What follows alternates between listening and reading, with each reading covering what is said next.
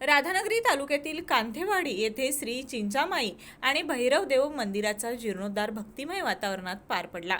ग्रामस्थांनी 4 दिवस खडतर पाळत पाळून हा धार्मिक सोहळा मोठ्या उत्साहात साजरा केला असल्याची माहिती ग्रामस्थांच्या वतीनं प्राध्यापक पी.के. पाटील यांनी दिली। गावातील श्री चिंचामाई आणि भैरवदेवाच्या मूर्तीचा गावाजवळील नदीवरून जलाभिषेक करण्यात आला।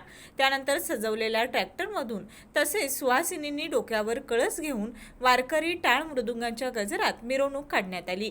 ही मिरवणूक गावातून मंदिरापर्यंत नेण्यात आली। यानंतर मंदिराच्या कळसाचा जीर्णोद्धार करण्यात आला। तसेच नरसिंहवाडी येथील पुरोहितांच्या हस्ते होम हवन आणि विविध धार्मिक विधी पार पडल्या।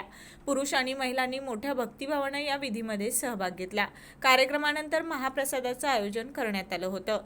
पंचक्रोशीतील भाविकांनी मोठ्या संख्येनं महाप्रसादाचा लाभ घेतला।